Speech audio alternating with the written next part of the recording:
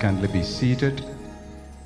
And great honor once again to be here. Thank you, Pastor Paul and Pastor Ifeanyi, for inviting us, myself and the other speakers, to come and speak. It's always a very humbling experience to be in this awesome church and also to come and speak after Pastor Paul has introduced you. I turned to Bishop Bismarck and I said, I don't know where he gets all those words from. Because he is very articulate and he never pauses for any word. It just comes out of him. And so when you are coming to preach after that, you have to think through your words a bit clearly. Well, I'm continuing from where I started yesterday in the corridors of power, and I will focus a bit more on the book of Daniel. As we look at Daniel in the corridors of power, we're going to talk about how to gain access to the corridors of power and how to manage your own space in the corridors of power. Access to the corridors of power is controlled. There is access control to the corridors of power. You can't just walk into the corridors of power.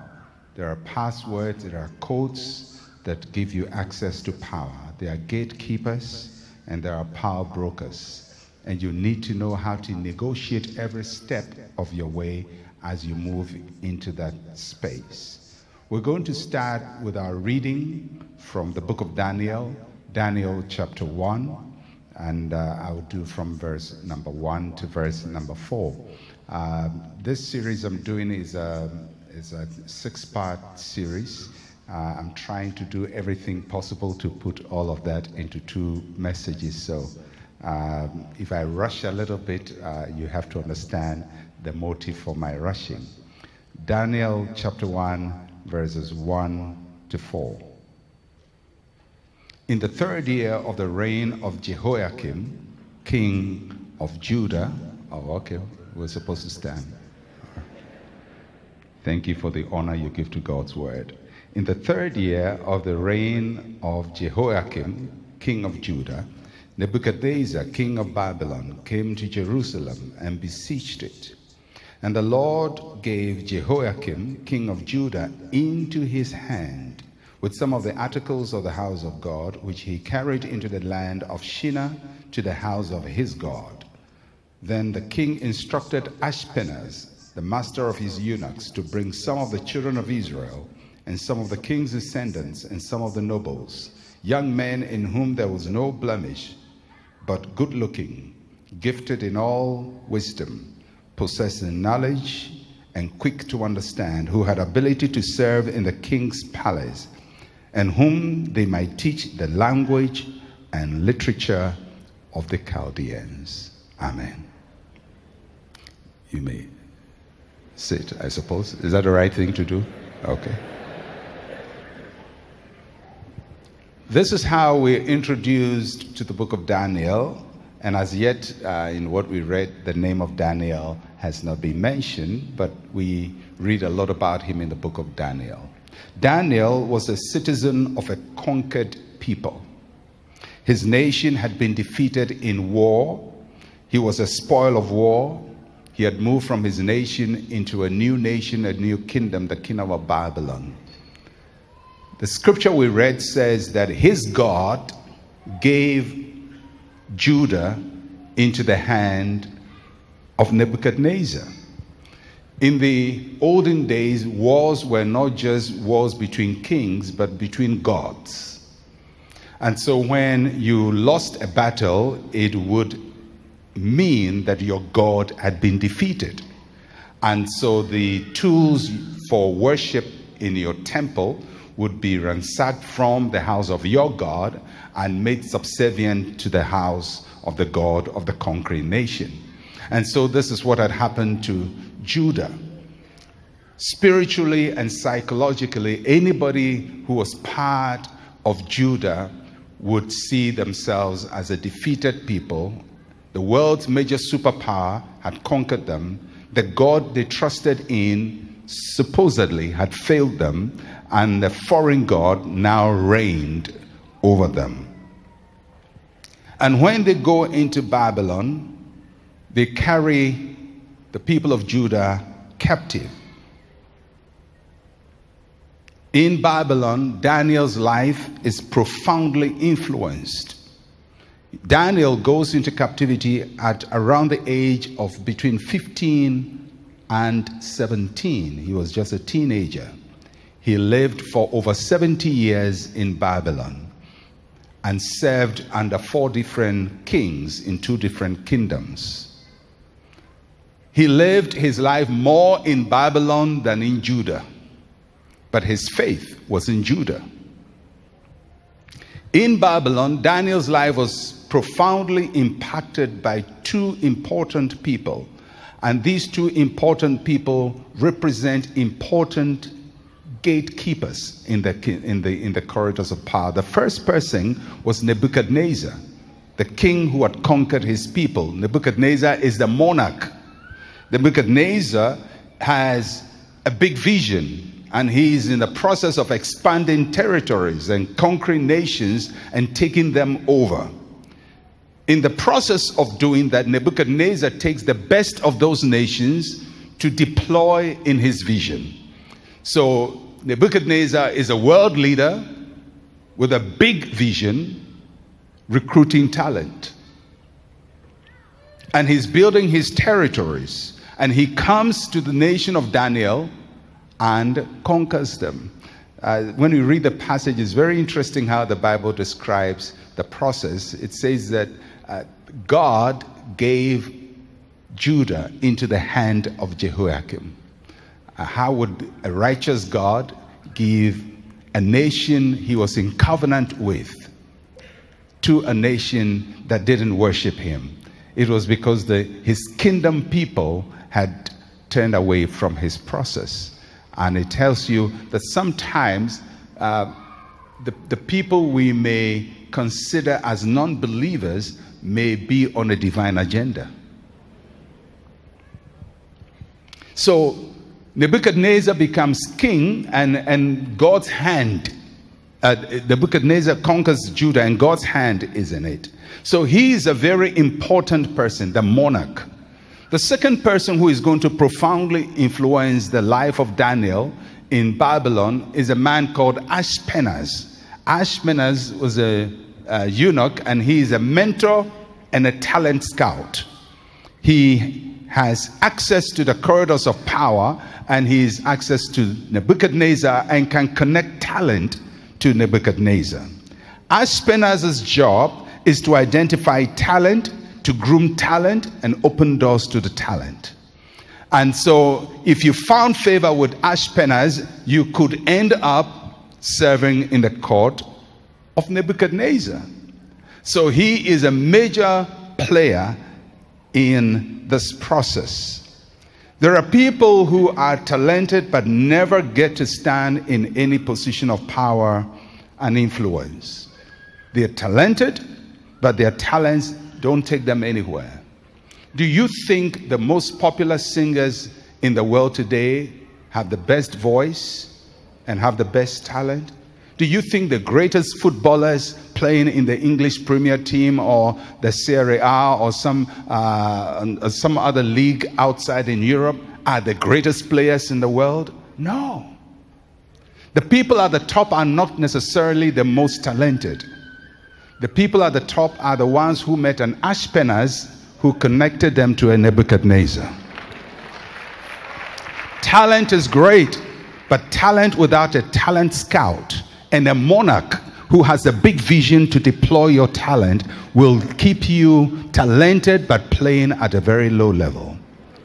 In the corridors of power, God will place before you an Ashpenaz, a talent scout, and a Nebuchadnezzar, a monarch, a person with a big global vision who can suck you into a system bigger than yourself.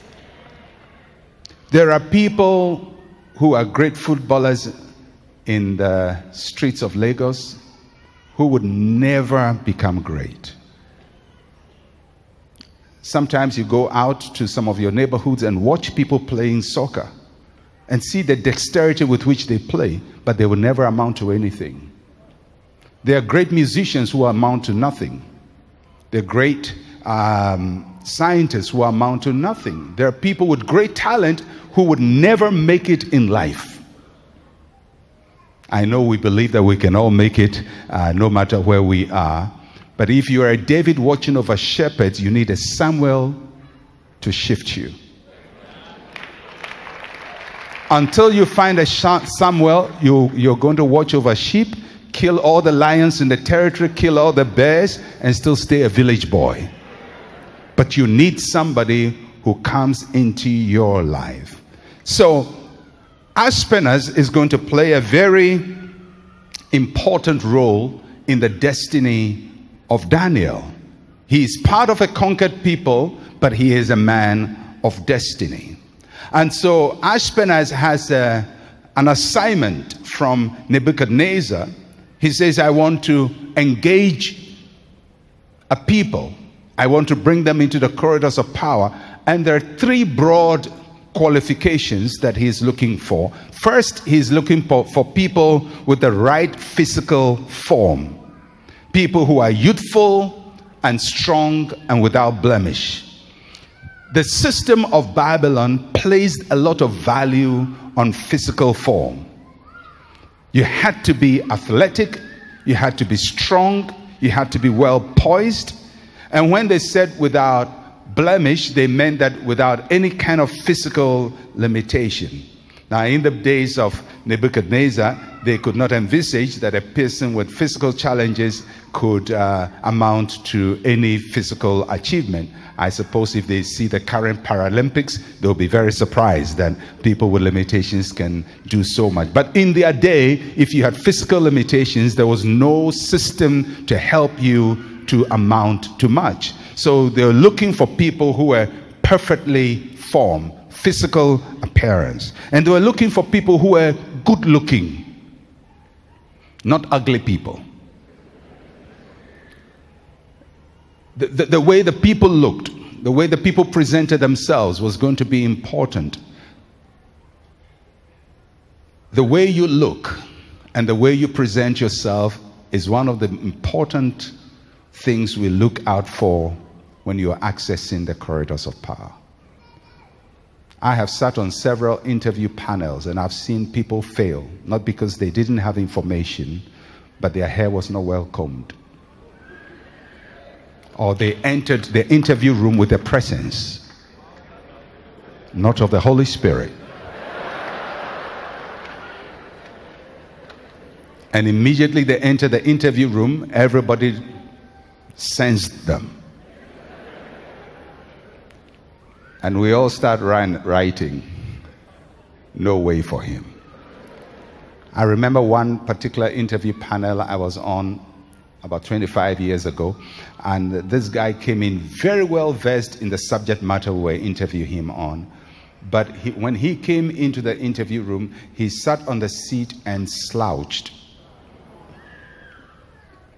And when we were doing a review, everybody noted it. Look at the way he sat. And everybody put their interpretation on it. Maybe he had a bad day, maybe he had a bad back, but it failed him.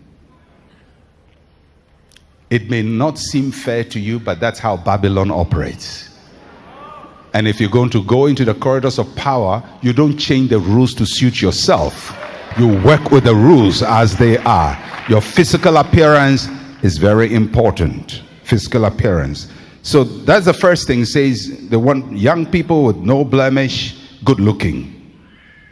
They wanted people with social grace. Social grace. In the days of Daniel, leadership was hereditary from king to king's sons, from royals to their children. People didn't change their class much. And so they wanted the sons of rulers and the sons of the nobles. People who had social graces, know how to sit at table and eat with the right cutlery. People who know how to present themselves. People who know how to talk well. That's what the Babylonian system is looking for. When you go for big negotiations, sometimes people watch the way you eat. And if the food goes into your mouth and you're still talking, food in your mouth, it may not mean much, but people will assume that if you can't take care of the food in your mouth, how can you take care of their money in your account? So people make all kinds of judgments based on social graces. So they wanted physical appearance, social graces. Third, mental aptitude. Mental aptitude. They wanted people who were talented, gifted in all wisdom, people who were informed, that is, people possessing knowledge, people who were clever, quick to understand, and people who were cultured, ability to serve in the king's palace. Mental aptitude. They didn't want people that they have to teach the same lesson to 10 times over. They wanted people who can catch on to information very quickly. So Nebuchadnezzar says to Ashpenaz, look among the Hebrews. They are all slaves, but I want you to look at people who have the physical outlook, social graces, mental aptitude, and select them. The rest of them are going to slave quarters. They're going to work with their muscles. They're going to crack rocks. They're going to build for me. But these ones I want to use for my vision. So Ashpenaz goes through the process. And I'm not sure how he eliminated, but he selects people based on these categories. And then takes them through training. The school that Daniel attended was a 3-year training program. 3-year training program. Almost to a bachelor's degree. The training components were basically 2. 1, to teach them the language, and number 2, to teach them the literature. Language, people who master communication like Pastor Paul, who can speak eloquently, who can carry ideas with words, because our world is shaped by words. Words are very powerful. People would sometimes say words are cheap. Whoever said that hasn't listened to people with words. Martin Luther King spoke words and inspired a whole generation of people with a dream which he had. But it was language in communication. Winston Churchill was able to mobilize the English army to fight against Nazi blitzkrieg, and when Hitler and his army were trying to take over Great Britain, he just mobilized them with words that they would fight and never surrender. Words are very powerful. When there is going to be a battle, there are words. When a team is going to play, the coaches speak words to the players. Apart from all the training, they inspire them with words. Generals inspire their troops with words. Who tells you that words are not important? If you don't know how to communicate clearly, your ideas will never be transmitted beyond yourself. You should have the ability to tell people what you think, what you feel, and how you want them to respond to you. So they're going to teach them mastery of language. If you're going to be in the corridors of power, you have to be able to clearly communicate your ideas. You may not have all the vocabulary in the dictionary, but you should be able to tell people exactly as you think and feel. And they wanted them to master the literature of the Chaldeans, mastery of philosophy and ideas. So they go through this training. They're supposed to go through this training. Verse 5 of Daniel chapter 1 says, and the king appointed for them a daily provision of the king's delicacies and of the wine which he drank, and 3 years of training for them, so that at the end of the time they might serve before the king. Now from among those of the sons of Judah were Daniel, Hananiah, Mishael, and Azariah. To them the chief of the eunuchs gave names. He gave Daniel the name Belteshazzar, to Hananiah Shadrach, to Mishael Meshach, to Azariah Abednego. Right there, Nebuchadnezzar establishes his agenda. His agenda is to transform Daniel from a Jew believing in God to a Babylonian believing in the gods of Babylon. And he starts the process by changing their names. So he says, Daniel, you no longer be called Daniel, meaning God is my judge. You be called Belshazzar, named after one of the gods of Babylon. Now, Daniel at that time could say, well, if you're going to change my name, then I'm going back to Judah. In the first place, you can't go back to Judah. And if you don't accept this system, you'll be taken from the palace and you go to slave quarters. It's a choice you have to make. You can function nicely in the slave quarters, or you can decide to function in the palace of the king. But he says, if you're going to play in this game, we're going to change your name. You'll be called Belshazzar. It's a deal breaker. We can't go back. You have to change your name. Call Belshazzar. And Daniel says, okay, if you want to call me Belshazzar, go ahead and call me Belshazzar. If you want to call Shadrach another name, Hananiah another name, call him another name. Call me any name you want. Because when you want to enter the corridors of power, you don't start making the rules yourself. You can only change the rules when you are the ruler. The strategy for every believer when you are entering the world system, you don't go at the onset to say, I'm changing the rules. You go in and get the power to be a ruler, to change the rules to favor your God and his kingdom, which is what Daniel eventually managed to do. So he said, well, if you want to change my name, yes, it's a pagan name. It's a name that is not really convenient for me, but that's fine. I'll go by Belshazzar. But if you read through the whole book of Daniel, Daniel never called himself Belshazzar. He called himself Daniel. He's like, you know, a lot of Africans who work in America, you know, people sometimes who go in illegally, you know, in Nigeria, they have a Nigerian name, and then you go to Washington, D.C., and they're called Michael Roberts.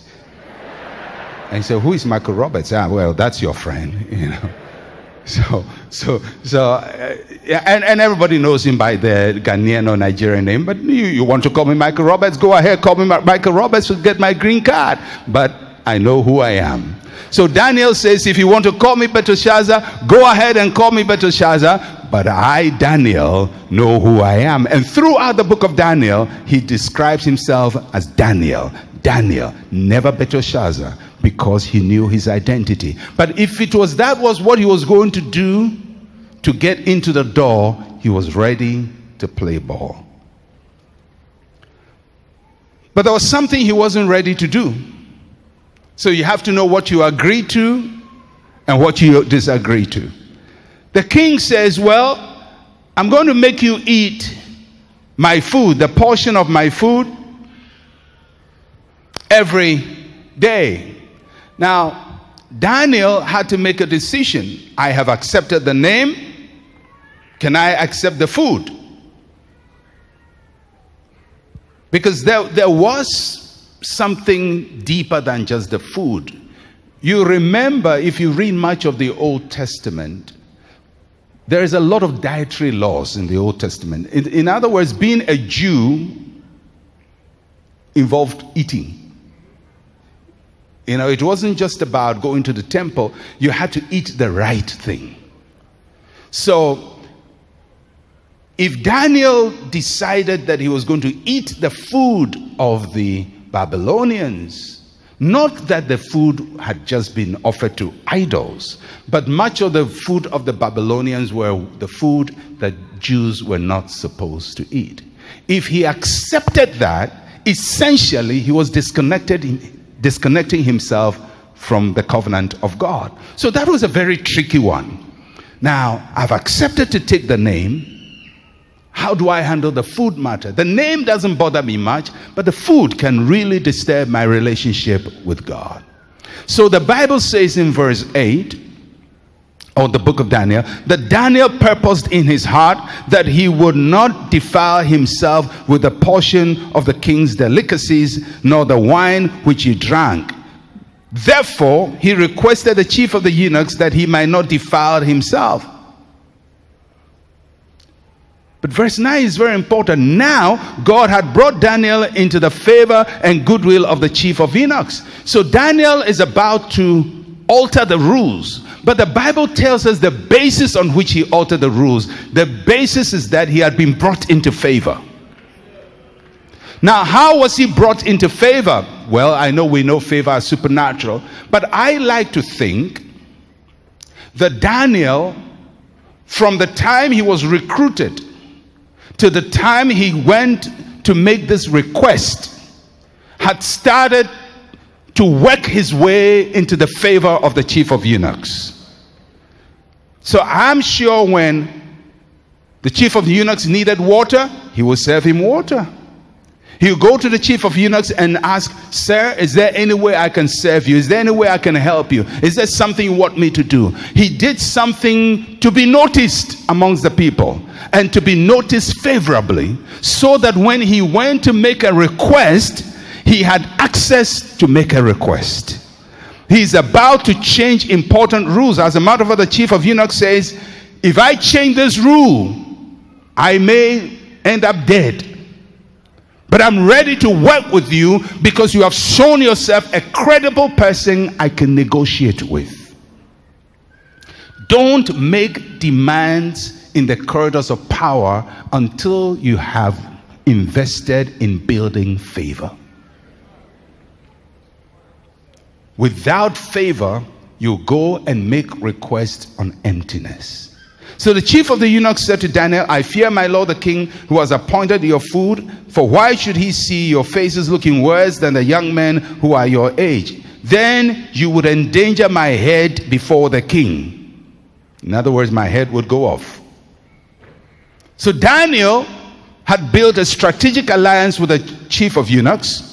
He now has to renegotiate the variation of the rules. And he says to the chief of eunuchs, in essence, all right, just give me a few days. 10 days. I'm going to eat my own diet. And after 10 days, examine me and the rest of the gang. And if you think that I am still performing at optimum, then allow me to work by my rules. In other words, if you start asking for concessions, you don't ask for concessions to be underproductive. So for example, if you are a Christian, you say, well, I want to be able to have morning devotion for 10 minutes in the office. That 10-minute morning devotion should end up making you the most productive worker in the office. That is the only way that you can work your concessions. But if your morning devotion makes you lazy, non-productive, non-communicative, your contribution is zero, then who wants you to have morning devotion in the office? So Daniel says, I want to work the rules, but test me afterwards. So he eats vegetables for 10 days. After 10 days, he's examined and he's looking good. So the chief of eunuchs now has confidence and he says, go ahead, eat what you want to eat. Daniel has managed to negotiate space in a very tight corner in a foreign land, in a very, very adverse environment. Yet he was able to negotiate for his space. He knew what to negotiate for, what to vary, and what to accept. And he goes into this place and works with the chief of eunuchs for the next 3 years. The question is, in those 3 years, were there times when his faith was challenged? Yes. Did he go to the temple of the king of Babylon? Yes. Was he supposed to sometimes stand there when sacrifices were being made? Yes. Because he didn't control Babylon. He had to be there. Now, one of the big challenges for Christians is, how do I function in a world that is so anti-Christ? I will give you the example of Naaman. In the book of 2 Kings chapter 5, there's a story of Naaman, and I will just narrate it. He had leprosy. He went to Elisha. He got healed in the Jordan. And Naaman got converted. When Naaman was going back to Samaria, to Syria, he makes a very, very unusual request from Elisha. He says, well, I want to have you to give me 2 mules full of earth. In other words, packaged earth, soil, from Samaria for me to take along to Syria. Now, why is he asking for earth, soil? Because he tells Elisha why he's looking for earth. He says, I am the bodyguard of the king of Syria. The king of Syria goes to worship his gods, and I must be there. I'm his aide-de-camp. I must be there. When he bows, I must bow. And I have to do that. But I know that the true God is the God of Elisha in Samaria. So when I go in with the king of Syria before his gods, I'm going to take a piece of the earth from Samaria, and I will sprinkle it under my feet, so that outwardly it may appear as if I'm bowing to the king, the gods of Syria, but inwardly I know I'm bowing to the God of Elisha from Samaria. So Naaman understood that in the corridors of power there are some things you cannot negotiate fully. You have to learn to maintain your faith in the most unlikely places. And he said, my way to do that is to be able to worship in my heart, although my body is going through the motions. Because if we don't understand how to negotiate in these spaces, there will be some places Christians will never get to. Christians will never get into chieftaincy, chiefdom in our continent. Because we say, well, it's demon possessed and they worship idols. But who is going to change it? How is it going to change? How is there going to be, how can we take the kingdoms of this nation, of this world, and make it the kingdoms of our God? There are Christians who must brave it into dangerous spaces and be able to function like Naaman. They seem to be bowing on the outside, but inwardly they are reverencing Jehovah. And they are looking for the opportunity to seize control and change the rules in their favor. Until Christians can enter into the corridors of power, there are certain places we would never go to. For Daniel, that's what he had to deal with. And for 3 years, his faith was daily challenged, daily conflicted. He's being taught information he knows to be false. They're teaching him that the gods of Babylon are greater than the God of Judah. Well, he conquered Judah, so it seemed to be logical. He has to learn all the facts. Does he believe it? No. Because there's a big difference between knowledge and belief. Just because I learned something from a professor does not mean I believe it. But I have to learn it to enter his world and seize control of his word, and later change the rules to favor my God and his cause. But if I'm going to say, well, I don't like what they are teaching, it's against my faith, well, you can decide not to learn it, but you'll be in slave quarters. Daniel was in the house of the king of Babylon. Believe you me, friends, operating in the corridors of power is not that simple. It's not black and white. Because Christians are always dealing with black and white. Is it sin? It's not sin. It's right. It's not. This is for God. It's not against God. You see, black and white is easy to define. Gray and ash is very difficult to separate. Sometimes the issues of life are not black and white. They are gray and light gray. But we have to make a choice. We have to make a decision as Christians. We have to be able to think through the processes and be able to properly negotiate our space. Otherwise, some places will be denied Christians permanently. Christians in the military, Christians going to war, Christians working as spies. Should a Christian be a spy?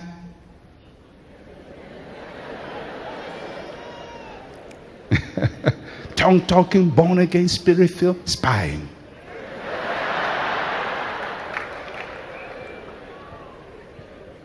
Can the Christians be in that world? Well, it is part of the power system. Well, God sent spies.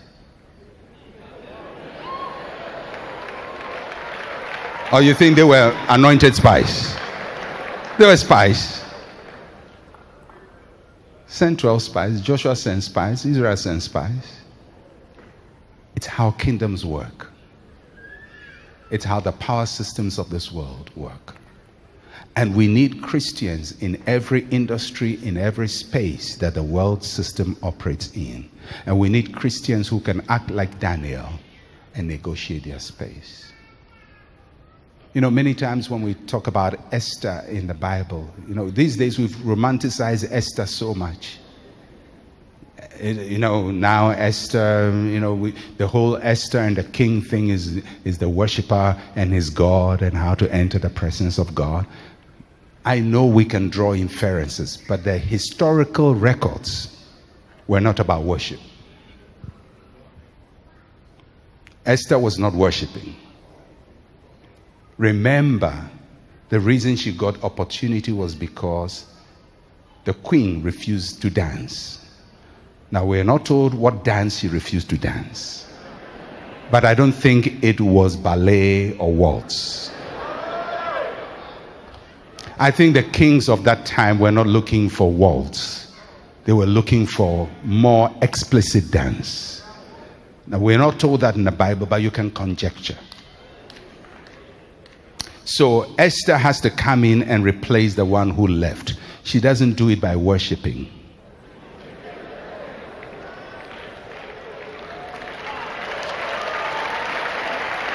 I mean, you can say Esther was a worshiper. Believe you me, she wasn't worshiping. The competition was not a worship competition. The king is sitting on his seat. He's looking for a girl to marry. And she comes and says, I love you, Lord. That's not what she's looking for. He's looking for something more carnal than worship. And whatever it was, Esther produced it. Now we can spiritually dissect it and interpret it and honor it and glorify it and make it all holy. But believe me, King Ahasuerus was not a holy man. Was God with Esther? Yes. What if Esther had not paid the price to be in the corridors of power? The Jews would all be killed. What did it cost her to get there? Listen to me. It's not always as simple as we wish it would be. But when Christians get into the corridors of power, they have to understand they are not there to promote their agenda. They are not there to seek their own welfare. They have to know they've come to the kingdom for such a time as this. There is a divine agenda. There is a divine purpose. So Daniel goes through 3 years of training and comes out. At this time, you know, he is a young graduate from the Babylonian system. So if you were Daniel, you would be maybe officer 1 in the hierarchy of of the Babylonian system. Very basic, maybe first level officer status. If you were in the old civil service, there would be a deputy assistant something, something, something. How's he going to rise to the top? You are deputy assistant junior clerk. How are you going to go to the top? You're even a foreigner. So God works supernaturally. The king has a dream. And he comes to his wise men, the chief in the civil service, permanent secretaries, and all those guys. And he says, listen, guys, I had a dream the other night, and I need interpretation. So you guys tell me the interpretation. They say, yeah, I will tell you. Just tell us the dream, as you normally do. He says, no, you've been advising me for all this time. I don't even know whether you're giving me good advice or bad advice. So this time, I've raised the interrogation. So you have to tell me the dream and tell me the interpretation. They say, sir, it never happens that way. We're not in your head. Tell us the dream. Everybody can interpret dream. You can make any story about a dream. He says, well, now tell me the dream and give me the interpretation. And if you don't, I kill you. You know, those guys they will just get rid of you. They don't, when they say you are fired, it wasn't a letter.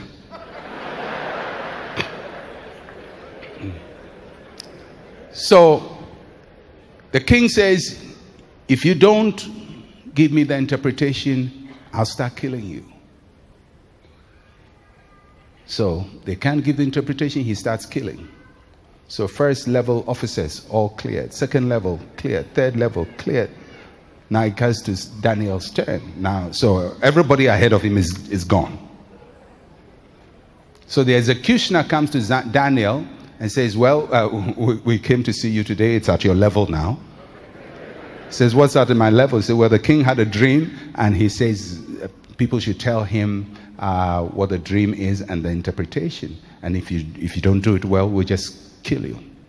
Daniel says, well, I came from Judah with a technology.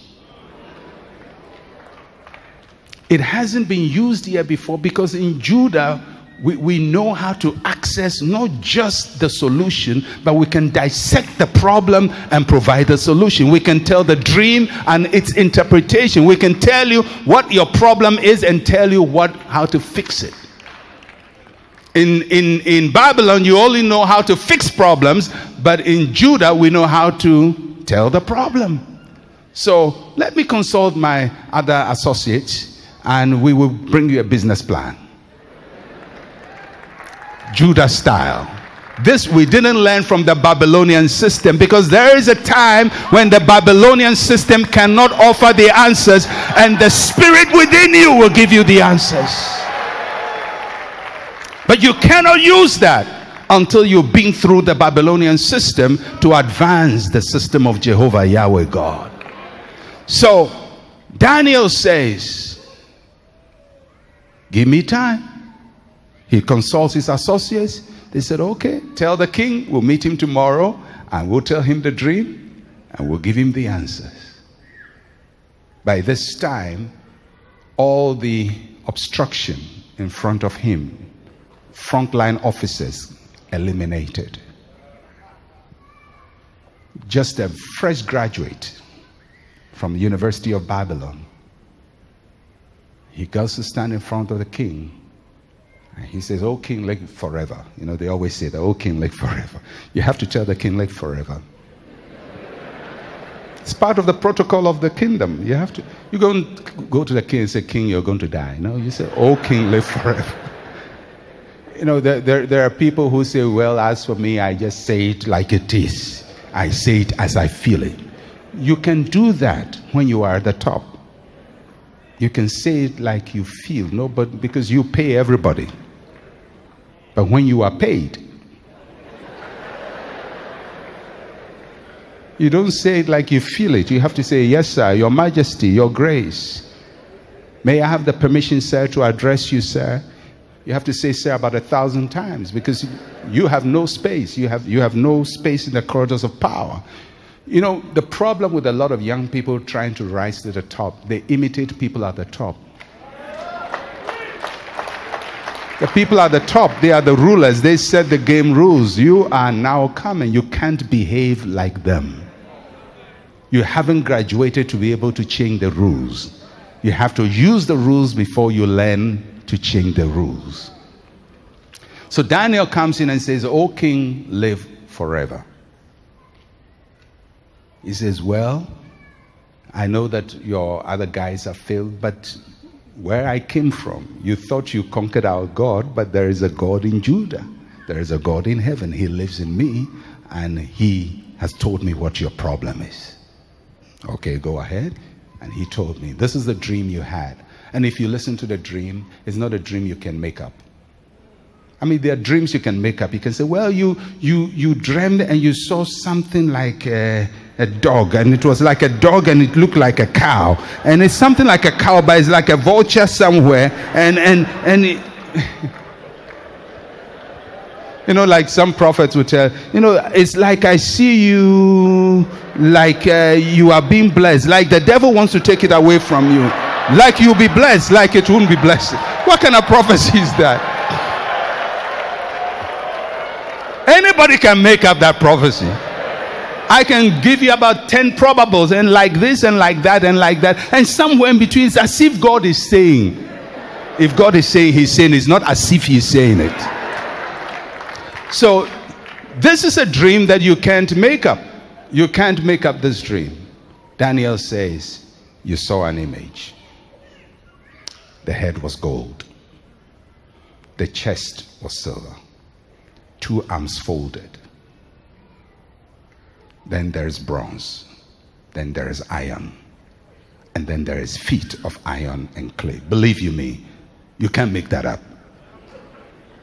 This is not something you can conjecture. This has to be accurate. How did he get it? From the Babylonian system? No. He came from Judah with it. He came from Judah with it. He knew how to contact God. He knew to have superior knowledge. His people were at the bottom. His people were slaves, but they had superior information. They were slaves because their kings had messed them up. But those who knew their God, they were strong and they were doing exploits. And Daniel knew his God.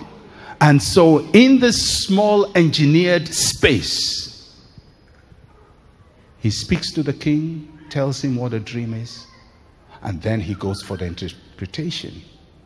By the time he gets there, he has everybody's attention. He says, "You king, you are the gold head. And after you," he didn't say you would die, but after you. After you would come another kingdom. Not as good as yours, but it will be there for a long time. And after you, another kingdom. And if you listen to the whole dream, he says, "And after that, there would come another kingdom." And he says, "I saw a stone that was hewn out of a mountain without hands. And that stone came and knocked off you and the one who came after you and the one who came after them and the one who came after everybody, and set up a new kingdom. And that kingdom was not handed over to another person." That's another message I can get into. But he interpreted it. He solved the problem. And listen to how he was addressed. In chapter 2 of Daniel, from verse 46. "Then King Nebuchadnezzar fell on his face, prostrate before Daniel." This is serious, because the kings of that time, Nebuchadnezzar was almost a god, is a deity. He fell on his face, prostrate before God, and commanded that they should present an offering and incense to him. In other words, Nebuchadnezzar is worshiping Daniel. He conquered Judah with an agenda to make the gods of Judah subject to him. But in 3 years, Daniel infiltrated his system and started changing the rules of his system. And now Nebuchadnezzar is bowing to Daniel. And the king answered Daniel and said, truly your God is the God of gods, the Lord of kings, and the revealer of secrets, since you could reveal the secret. Then the king promoted Daniel and gave him many gifts, many great gifts. And he made him ruler over the whole province of Babylon, and chief administrator over all the wise men of Babylon.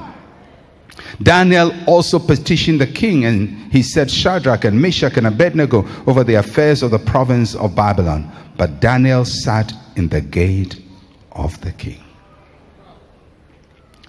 A young slave boy of a conquered nation, whose God has been humiliated, whose faith has been ridiculed, enters a system that is totally against every value system he has, but pays the price to walk into that system with an agenda to make his God known in the corridors of power. And he ends up introducing this foreign god from Judah called Yahweh, worshipped by a small tribe of Israelites, but who is the God of heaven and earth, the maker of heaven and earth, the one great supreme God, to the Babylonian system. Now, did it change Nebuchadnezzar permanently? No, that's another message. But in chapter 3, Nebuchadnezzar decides, you know, if after me is silver and I'm the gold, then I'm going to make an image all of gold.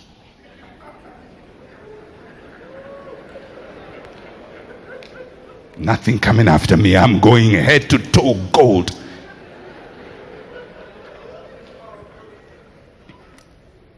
So he makes another system. And he says everybody bows to it. You know the story. The 3 friends of Daniel don't bow to it. God reveals, redeems, and Nebuchadnezzar makes another pledge. The thing about Nebuchadnezzar, he never repents fully. His heart will be moved, but because he is so consumed with power, he's always insecure about his throne. But the net effect is Daniel lived as the chief advisor from university. At this time, he was just in his early 20s.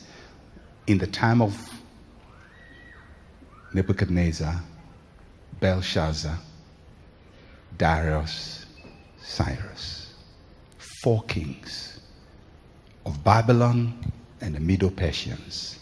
Even when the Babylonians were conquered, he still was influential for 70 years, controlling nations and the policies of nations, because this young boy knew that in the corridors of power, you sometimes have to negotiate space for yourself. And he entered that space for God. That's where Esther went to. Esther operated in that same space. That's where Nehemiah operated, in that same space. People of a conquered race who managed to work their way into the corridors of power and change policy for the people of God.